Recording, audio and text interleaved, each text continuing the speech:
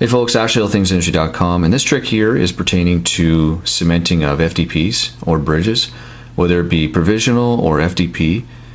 A resident colleague of mine, Rick, mentioned this to me. He was looting down an FDP and thought, well, maybe we could put it on AllThingsIndustry.com. So here we are.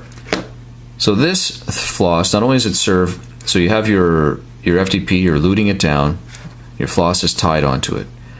Now I have not been doing this, and I probably should have been taught this. I might have been taught this during dental school, as not only to aid in preventing the patient from aspirating or swallowing it or falling on the floor, but also in addition to helping in flossing.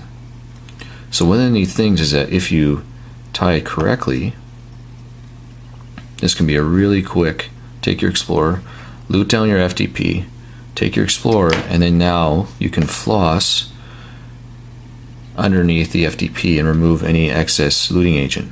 And that was a really neat little trick. So how did he tie it on there? Well, here's the FDP. He took his floss, tied it in half, made a couple little knots, you can see that, just to aid in cement removal. And then took it like this, made a couple loops, and then tied it back on itself. Place the FDP in the middle, tie it up. I laughed because I said I'd probably get the floss in here during luting procedure, and then it all goes downwards. Make sure that it comes out towards the buccal. Let's make sure it goes out towards the buccal or faces the buccal. The floss, that is. And then place your luting agent, lute it down for the appropriate amount of time. Take your floss, pull it up.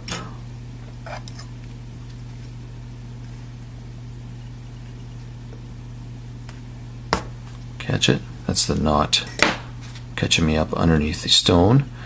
And then now you can floss your floss underneath the FDP.